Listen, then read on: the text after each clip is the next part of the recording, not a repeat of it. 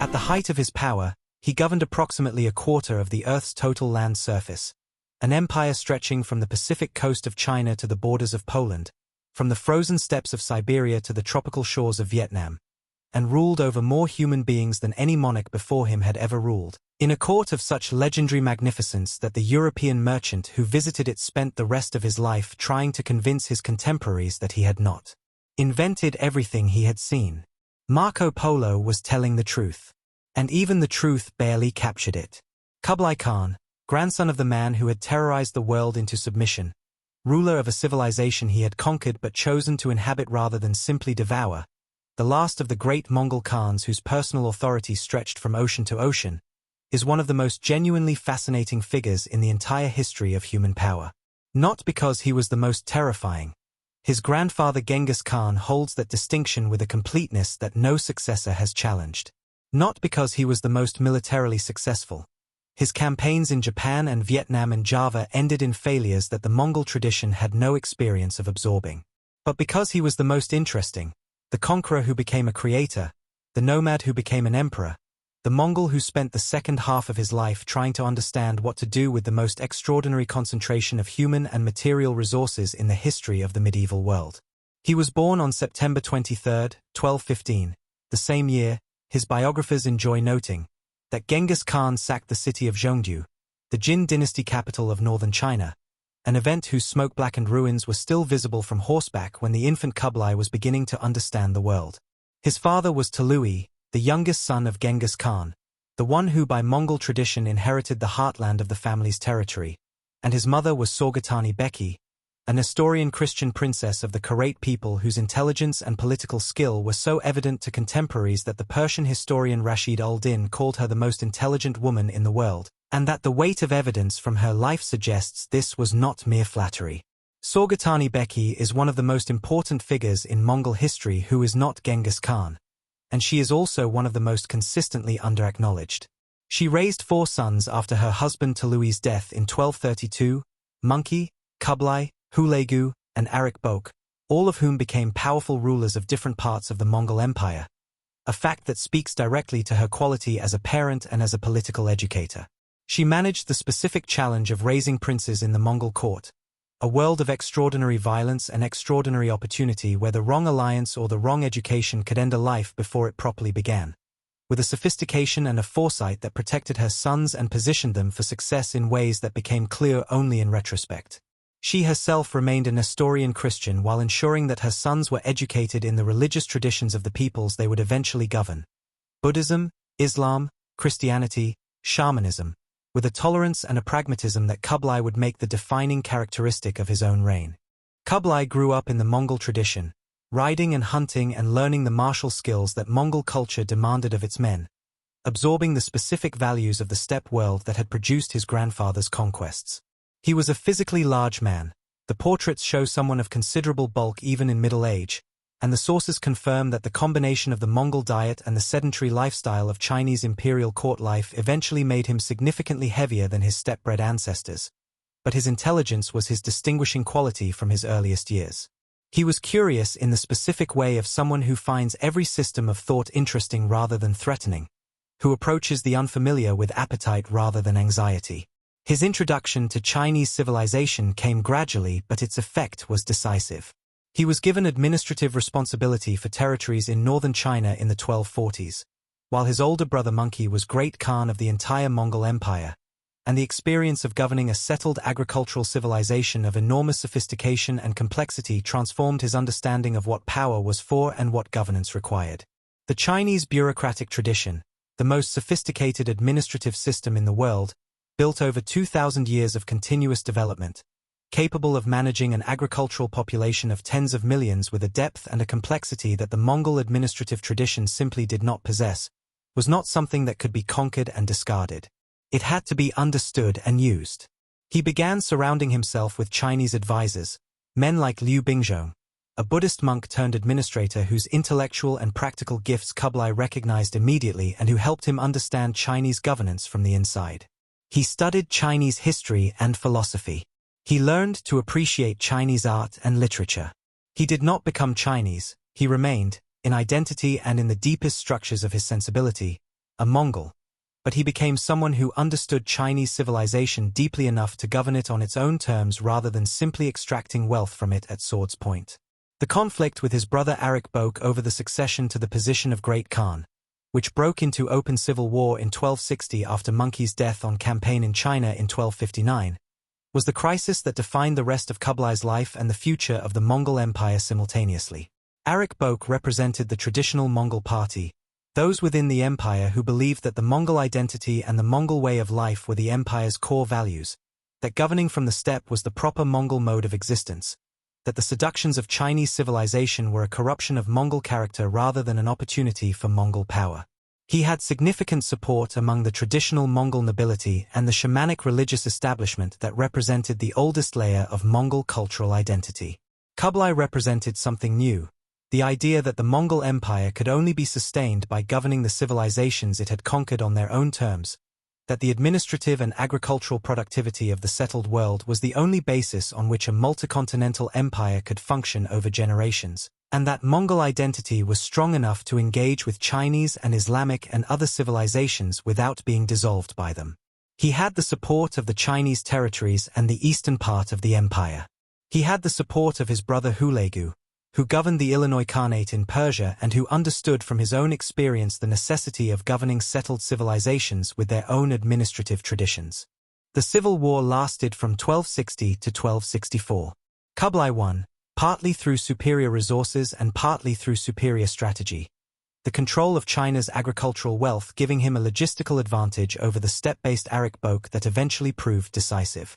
Arik Bok surrendered in 1264 and died in captivity in 1266 under circumstances that the sources are careful not to clarify. The victory established Kublai as Great Khan, but it also effectively ended the unity of the Mongol Empire. The other major branches of the family, the Golden Horde in Russia, the Chagatai Khanate in Central Asia, never fully accepted Kublai's authority, and the empire that Genghis Khan had built as a unified whole fragmented into a collection of increasingly independent successor states that shared a family connection and a common origin but pursued their own political and military agendas with growing autonomy.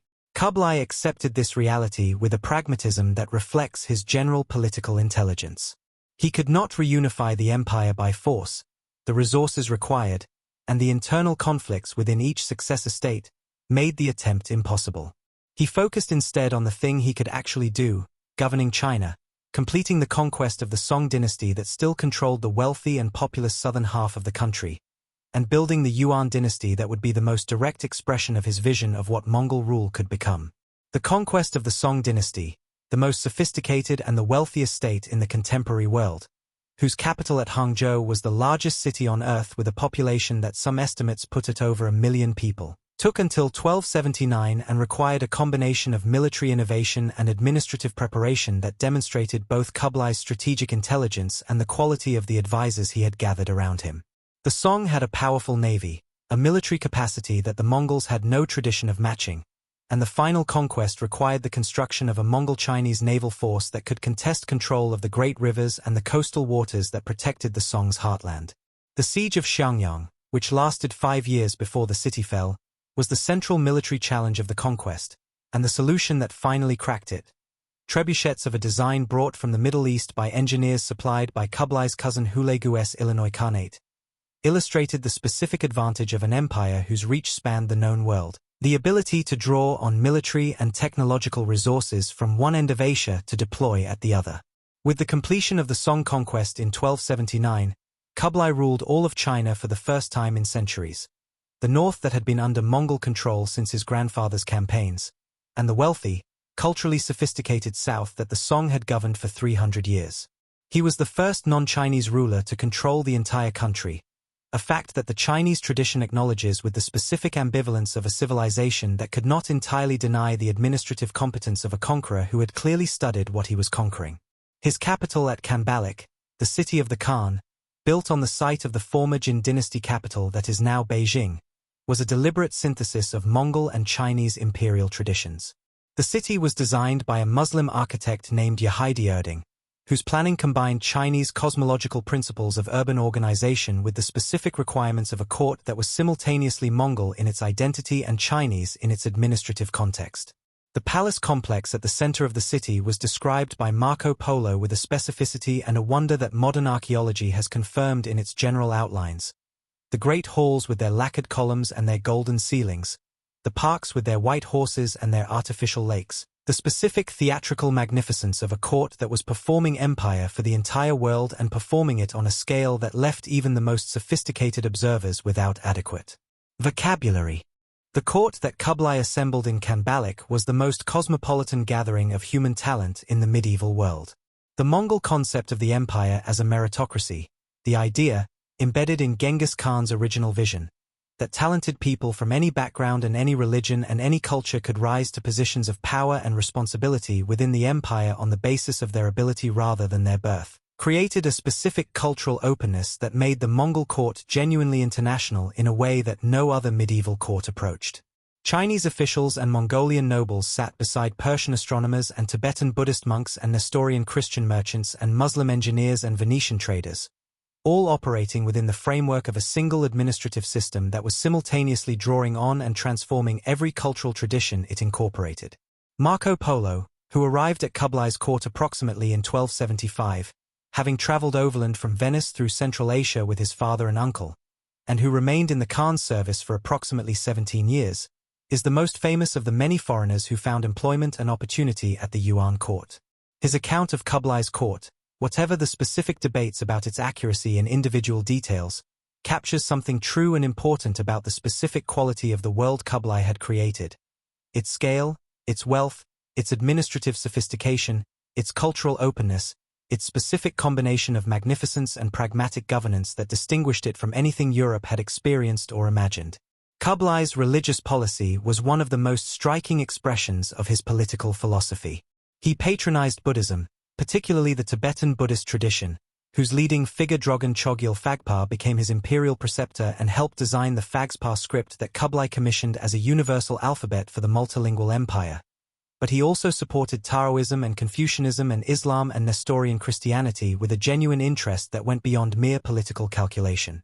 He held religious debates at court, bringing representatives of different traditions together to argue their positions before him, with an intellectual curiosity that ancient sources suggest was genuine rather than performed. He never converted to any single religion, maintaining the Mongol shamanic connection to his own spiritual roots while engaging with the other traditions as a genuinely interested observer. The administrative system he built for the Yuan Dynasty was a complex negotiation between Mongol and Chinese traditions. He divided the empire's subjects into 4 categories: Mongols at the top, then Central Asians and other non-Chinese peoples known as the Simu, then Northern Chinese, then Southern Chinese former Song subjects at the bottom, a hierarchy that reserved the highest positions for Mongols and their Central Asian allies and that the Chinese tradition found deeply offensive but that functioned as an administrative reality for the duration of the Yuan dynasty. He retained the Chinese examination system in modified form, restoring it after a period of suspension and using it alongside direct Mongol appointment to staff the enormous bureaucracy that governing China required. The infrastructure projects of his reign connected and transformed the empire in ways that outlasted the Yuan dynasty itself. The Grand Canal, the great inland waterway linking the Yellow River and the Yangtze Delta that had been a cornerstone of Chinese economic life for centuries, was extended northward to Khanbaliq under his direction, creating a continuous water route from the rice-producing south to the capital in the north that transformed the logistics of supplying the enormous court and military establishment.